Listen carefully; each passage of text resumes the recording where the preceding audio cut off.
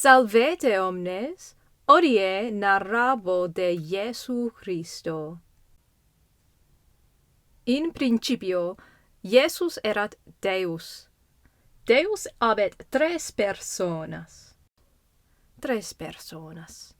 Pater, Filius et Spiritus Sanctus. Iesus erat Filius Dei in aeternum. Aeternus Filius Dei erat Iesus. Non erat homo in principio, solum Deus erat. Et Deus creavit caelum et terram, et creavit hominem, masculum et feminam creavit eos. Viditque Deus omnia quae fecit, et omnia quae fecit erant bona. Valde bona, optima, Deus dixit, omnia valde bona sunt, omnia optima sunt. Et Deus homines in paradiso posuit, et dixit hominibus, ecce hic sunt multe arbores multi fructus. Sed nolite consumere fructum uius arboris, quae in medio paradiso est. Si unc fructum consumseritis, morte moriemini. Ecce morte moriemini. Sed, ecce serpens, nolite audire Deum inquit. Si unc fructum consumseritis, non morte moriemini. Eritis sicut Deus, scientes bonum et malum. Sicut Deus eritis. Homines nolebant Deum audire, homines volebant esse sicut Deus,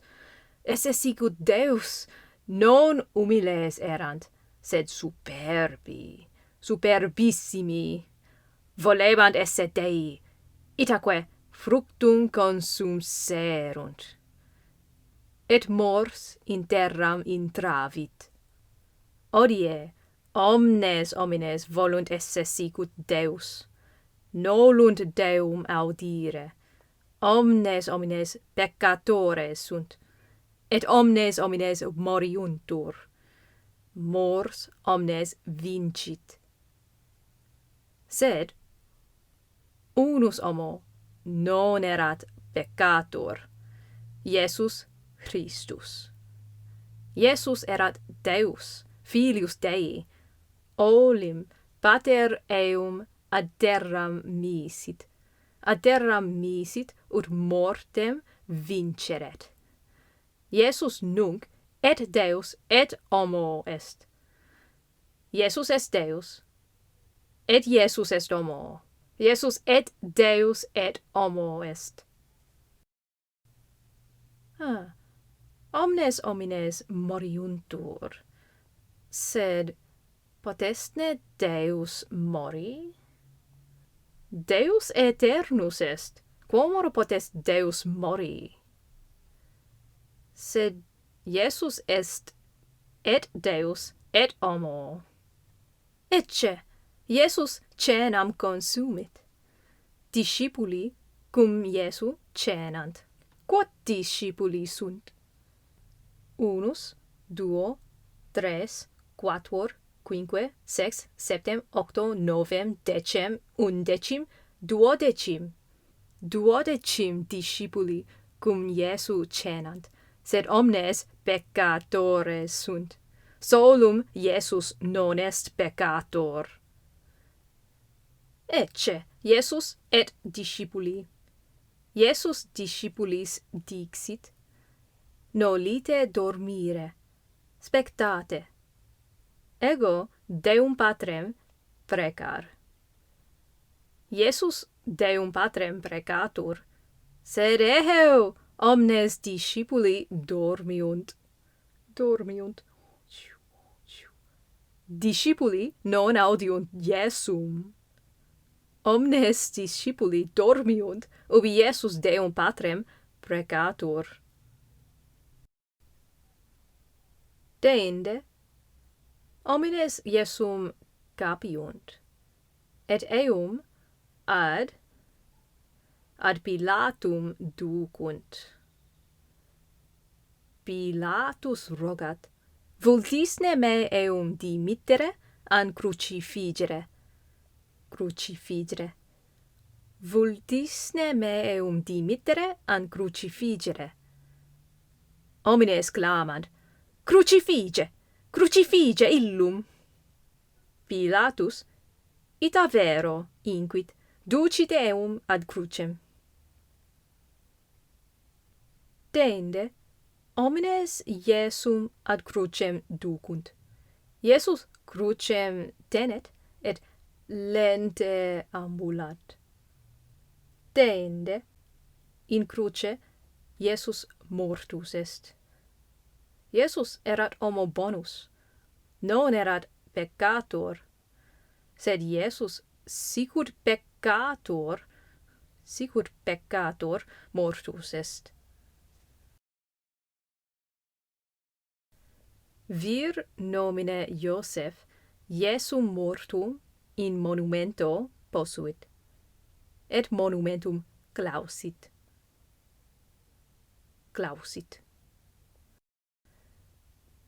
Iesus mortus erat 3 dies.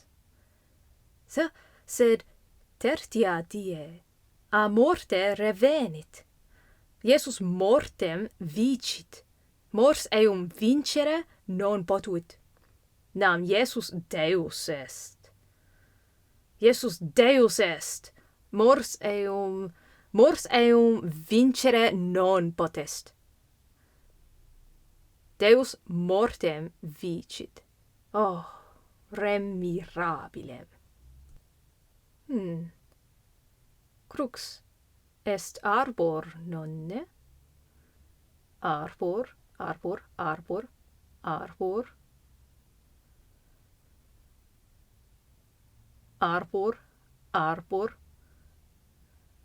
Crux est arbor. In principio, arbor mortem in terram tulit. Nam homines fructum arboris consumserunt, et volebant esse sicut Deus. Per arborem peccātum et mors in terram venerunt. Nunc, arbor mortem vincit, nam Deus volebat esse homo. Iesus, homo sine peccato, ad arborem venit.